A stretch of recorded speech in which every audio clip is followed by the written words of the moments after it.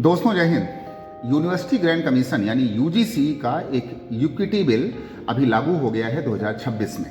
ये 2012 का एक परिवर्धित एक अगला जो कदम है जो 2026 में यूनिवर्सिटी ग्रांट कमीशन ने लागू किया। इसमें ये बताया गया है कि अब हायर एजुकेशन में कॉलेज के अंदर अगर किसी जर्नल कास्ट के किसी बच्चे के, किसी लड़के और लड़की के ऊपर किसी ओबीसी, एससी, एसटी के किसी जो है मेंबर ने अगर कुछ अपनी शिकायत दर्ज करा दी, तो जो इक्विटी स्क्वाड बने हुए हैं, जो वहाँ के फोर्स बने हुए हैं, जो विश्वविद्यालय और कॉलेज के अंदर लगातार घूम रहे होंगे, वो सीधे आकर के आपके जो जनरल कास्ट के जो बच्चे हैं, जैसे कि ठाकुर हैं, ब्राह्मण हैं, श्रीवास्तव हैं, कायस्थ हैं, गुप्ता हैं, तो उनको सीधे वो आकर के पकड़ लेगा। भले ही उनके जो आरोप हैं वो झूठे हों, और झूठे आरोप की शिकायत करने का कोई भी कहीं से कोई प्रावधान जनरल वर्ग के बच्चों के लिए नहीं रखा गया है। सबसे बड़ी बात है इसका जो मेन एक मेन पॉइंट है वो है इक्विटी स्क्वाड जो कॉलेजों के अंदर बनाए जाएंगे। और ऐसा कहा गया है कि जिन कॉलेज के अंदर ये इक्विटी स्क्वाड की अगर नियुक्ति नहीं की गई तो उनका जो रजिस्ट्रेशन है वो कैंसिल कर दिया जाएगा। यानी हर कॉलेज को डर के मारे ये इक्विटी कमेटी और एक उनका जो स्क्वाड, एक फोर्स वहां पर तैनात करनी होगी। इसका सीधा मतलब है कि अब सरकारें ये चाहती हैं कि वो जनरल कास्ट के लड़के और लड़कियों को बिना किसी अपराध के वो पहले ही अपराधी घोषित कर दें। और इस घोषणा के बाद सबसे बड़ी बात है कि भारत के लगभग जो जनरल कास्ट के जो विधायक हैं, सांसद हैं, ऐसे किसी मंत्री ने कोई भी एक सवाल नहीं किया, कोई भी इसका विरोध नहीं किया। सिर्फ एक राजनीतिक व्यक्तित्व प्रतापगढ़ के कुंडा के रघुराज प्रताप सिंह राजा भैया जी ने शायद ये विरोध किया है कि ये बिल वापस लेना चाहिए, नहीं तो वो आंदोलन करेंगे। इसके लिए हम रघुराज प्रताप सिंह राजा भैया जी को दिल से पूरे समूह की ओर से हम धन्यवाद देते हैं।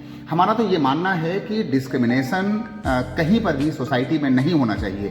हम इसके बिल्कुल खिलाफ रहते हैं, चाहे वो एससी हो, एसटी हो, ओबीसी हो, जनरल हो, कोई भी हो। लेकिन ऐसा भी नहीं हुआ या होना चाहिए कि आपने सिर्फ जनरल घर में अगर आपने जन्म ले लिया है तो आपने कोई अपराध कर दिया है। अगर आपने किसी ब्राह्मण या ठाकुर के घर में अगर आपका जन्म हुआ है, अगर आपको किसी गुप्ता परिवार में अगर आपका जन्म हुआ है, तो आप बचपन से बिना कुछ किए आप सिर्फ अपराधी हो जाएंगे और आपको अपराध की श्रेणी में ढकेल दिया जाएगा। अब इसमें क्या क्या होंगी?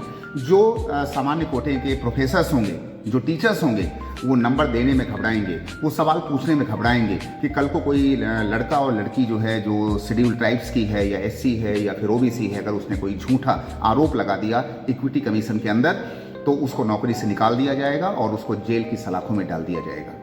अगर इसके विपरीत अगर किसी जनरल कास्ट के किसी लड़की को किसी ओबीसी या किसी एसटी मेंबर ने अगर घूरा, टीजिंग की, और अगर उसने कोई अपनी शिकायत की कि भाई ये एक लड़का था, ये हमको घूर रहा था, ये हमको छेड़ रहा था, तो इसकी कोई शिकायत नहीं होगी। इसका मतलब हुआ है कि अब जनरल कास्ट के जो परिवार की लड़कियां हैं और लड़के हैं, उनको चाहिए कि वो अपना घर बैठ करके अपनी ऑनलाइन पढ़ाई करें। क्योंकि अगर आप कॉलेज में जाएंगे, विश्वविद्यालय में जाएंगे, तो आप पहले से ही आप स्वघोषित आप एक अपराधी हैं, आप एक आतंकवादी हैं। और ये कानून सरकार ने बनाया है। सरकार चाहती है कि कॉलेज के अंदर वो ऐसे डिस्क्रिमिनेशन को लगा करके अपनी जो है राजनीतिक रोटियां, जातिवादी रोटियां, ये हमेशा के लिए सेकती रहे। और इस पर कोई बोलने को तैयार नहीं है। बहुत ज़्यादा ये जो सांसद, विधायक, मंत्री हैं, इन्होंने कुछ नहीं बोला है।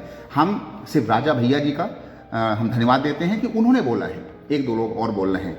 राष्ट्रीय श्रवण परिषद के अध्यक्ष पंकज धौरैया जी ने, और जो राष्ट्रीय श्रवण परिषद हमारी रायबरेली है, लखनऊ है, और जो पूरे देश के लोग हैं, उन्होंने भी इस मुद्दे को उठाया है। हम इन सभी को धन्यवाद देते हैं। लेकिन अब इस पर यह हो गया है कि ये अच्छा होता कि अगर आपको डिस्क्रिमिनेशन को हटाना है, अगर आपको इन चीज़ों को हटाना है, तो क्यों नहीं आप कॉलेज के अंदर कोई ऐसी क्लासेस चलाते हैं जहां पर सभी समूह के, चाहे वो ओबीसी हो, एससी हो, एसटी हो, जनरल हो, सभी के लड़के लड़कियों को, बच्चों को एक हॉल में बैठा करके और वहाँ पर प्रोफेसर्स सप्ताह में 1 या 2 बार वहाँ पे ट्रेनिंग दें। लेकिन आपको ऐसा नहीं करना है। तो ये मैं समझता हूँ कि ये भाजपा सरकार की ये एक जो गंदा कानून है, गंदी ये जो साजिश है, इससे समाज बंटेगा, समाज ये बनेगा नहीं। समाज को बांट करके ये सभी जो राजनीतिक लोग हैं ये अपने राजनीतिक हितों को साधने के लिए अब ये समाज के साथ साथ ये कॉलेज के अंदर भी उतर रहे हैं। और ऐसे में सामान्य वर्ग का जो लड़का और लड़की होगा वो एक स्वघोषित पहले से ही एक अपराधी होगा, एक आतंकवादी होगा। तो अब ये समय है कि जो ये परिवार हैं ये अपने लड़के और लड़कियों को विश्वविद्यालय या कॉलेज में ऑफलाइन एडमिशन के लिए बिल्कुल रोक दें, घर में बैठा करके पढ़ाई कराएं और पढ़ाई कराने के बाद उनको विदेश भेज दें और जा करके अपना वहाँ नौकरी करें। क्योंकि भारत में जब ऐसे गंदे कानून बनाए जाएंगे जहाँ पर जिसका मुख्य उद्देश्य होगा सिर्फ समाज को बांटना, तो ये वाकई ये समाज की, राजनीति की और भारत की ये दुर्दशा के अलावा और कुछ हो ही नहीं सकता। हम रघुराज प्रताप सिंह राजा भैया जी को, राष्ट्रीय स्वर्ण परिषद अध्यक्ष पंकज धौरैया जी को, राष्ट्रीय स्वर्ण परिषद रायबरेली की टीम को हम धन्यवाद देते हैं। और जो भी लोग इसमें आवाज़ उठा रहे हैं, मध्य प्रदेश से एडवोकेट अनिल मिश्रा जी ने भी अपनी आवाज़ उठाई है, बहुत सारे जो सामाजिक संगठन हैं वो अपनी आवाज़ उठा रहे हैं इसके खिलाफ। और ये बिल वापस होना चाहिए, नहीं तो पूरे देश के लोग इसका विरोध करेंगे।